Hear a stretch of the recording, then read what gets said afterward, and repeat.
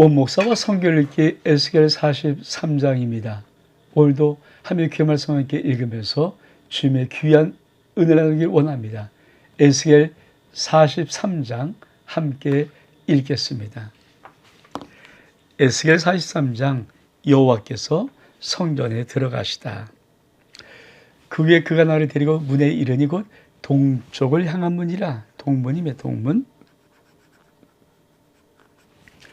이스라엘 하나님의 영광이 동쪽에서부터 오는데 하나님의 음성이 많은 물소리 같고 땅은 그 영광으로 말미암아 빛나니 그 모양을 내가 본 환상 곧 전에 성을 멸하러 올라올 때 보던 환상과 같고 그발 강가에서 보던 환상과도 같기로 내가 곧 얼굴을 땅에 대고 엎드렸더니 여호와의 영광이 동문을 통하여 성전으로 들어가고 영이 나를 들어 데리고 안뜰에 들어가시기로 내가 보니 여호와의 영광이 성전에 가득하더라. 우리가 에스겔 33장 여호와께서 성전에 들어가시다. 그러니까, 항상 우리 예언서를 지금 계속 보고 있으면서 어떤 말씀을 참 많이 듣습니까? 그러니까 심판은 하세요, 하나님이. 근데 반드시 당시의 백성은 회복하는 메시지예요. 자, 오늘 여호와께서 성전에 들어가시다. 그렇죠? 여호와의 영광이 동물 통해 성전에 들어가고 이 의미가 무엇입니까? 그러면 여호와의 영광이 떠났다는 거죠. 언젠가 떠났다는 거죠. 우리가 한번 그 부분을 좀 살펴보기를 원합니다.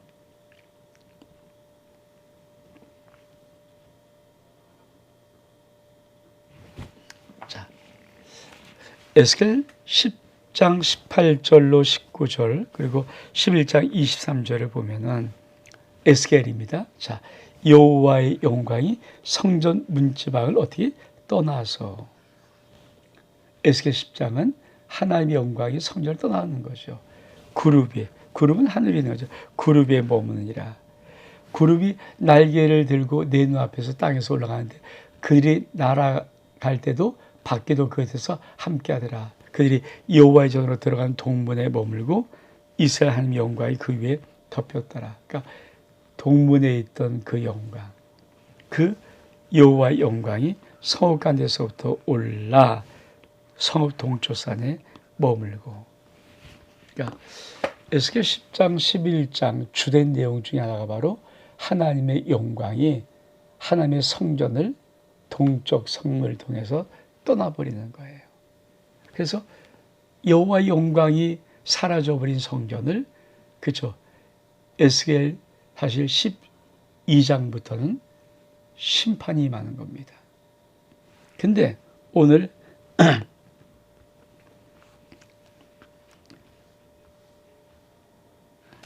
하나님이 뭐라고 말씀하십니까?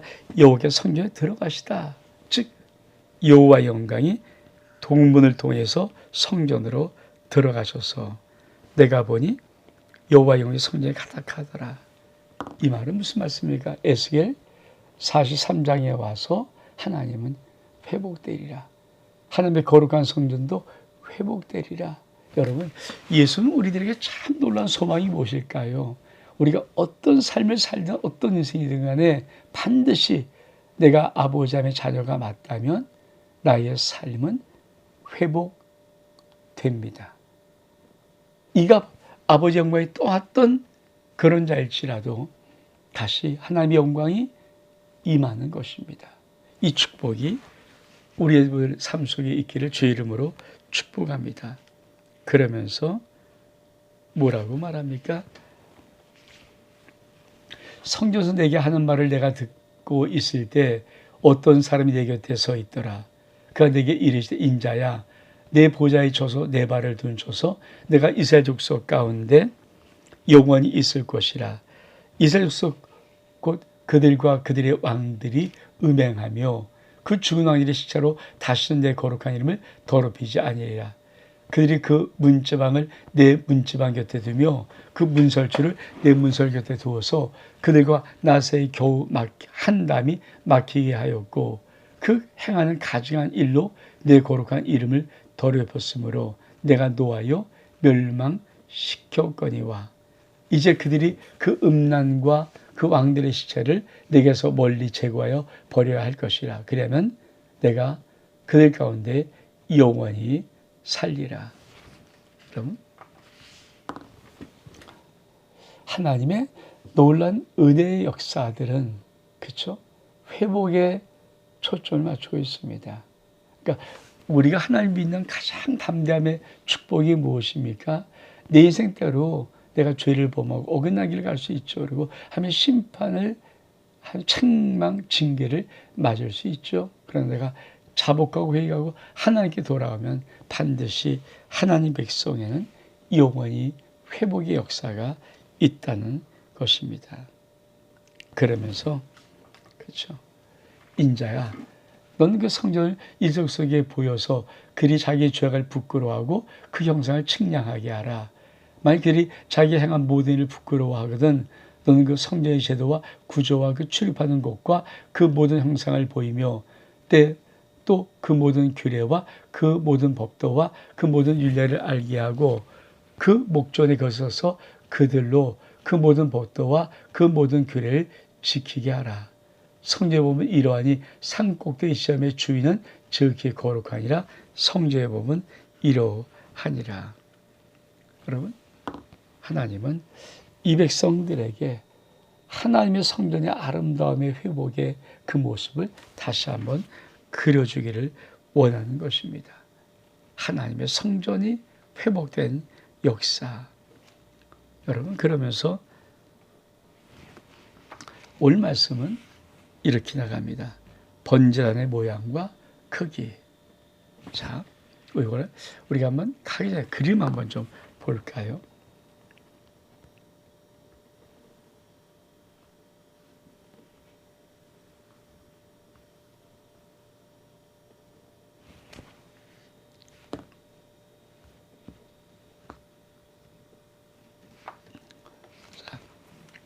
우리가 이 예루살렘 이 성에는 8개 문이 있어요. 8개의 문이 있습니다. 그 중에 우리 하나님의 영광이 동쪽으로 들어갑니다. 다시 동쪽에서 떠났죠. 그리고 다시 동쪽으로 돌아옵니다. 왜냐하면 이 동문이 바로 성전으로 가는 제일 가까운 문이에요. 그러니까 이쪽으로 들어가면 바로 그 동문, 하나님의 성전으로 들어갈 수가 있는 것입니다. 그래서 자, 우리가 그림을 또 보면 이게 동문입니다. 그러니까 동문에 들어가면 바로 하나님의 성전이 있어요. 이게 동문입니다.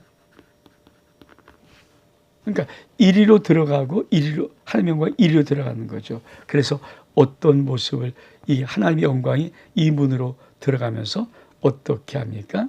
자, 하나님의 성전 영광이 동문으로 들어가면서 첫 번째 맞이하는 것이 바로 번제단. 그러니까 제일 중요한 것이 뭘까요? 이 번제단은 뭘까요? 제사 회복,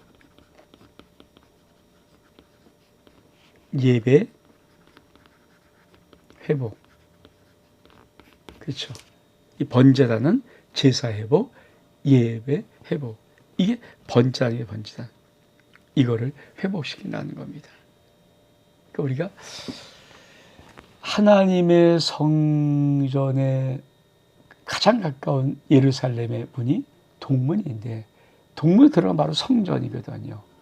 그리고 이 동문에서 에스겔 10장 11장 하면 이 동문에서부터 하나님의 영광이 동쪽 문에서 떠나버리죠. 근데 다시 영광이 올 때는 뭡니까? 이 하나님의 영광이 동쪽의 문을 향해서 들어오시는 거예요. 그리고는 왜 번제단 설명할까요? 우리가 다시 한번 그림 보면은 자, 하나님의 영광이 동물 향해서 들어올 때 제일 먼저 맞닥뜨리는 것이 번제단이에요. 번제단. 그것은 바로 오늘 제사 회복, 예배 회복이라는 의미를 가지고 있습니다. 그래서 에스겔 43장의 두 번째로 번제단 이야기가 나오는 것입니다.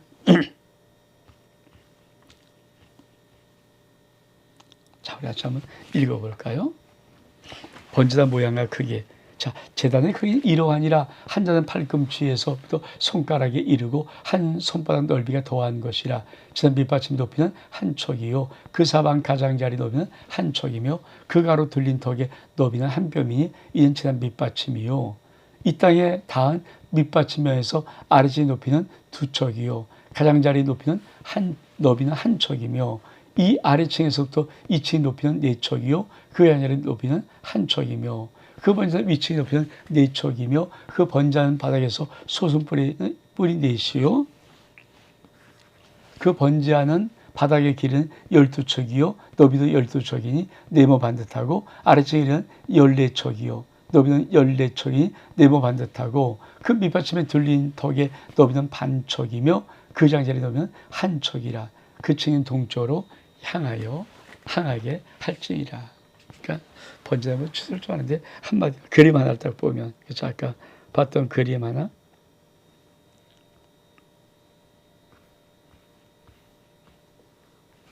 하나님이 이 번제단을 내가 회복하겠다. 회복시키겠다. 즉 예배의 회복을 말씀하고 있는 것입니다.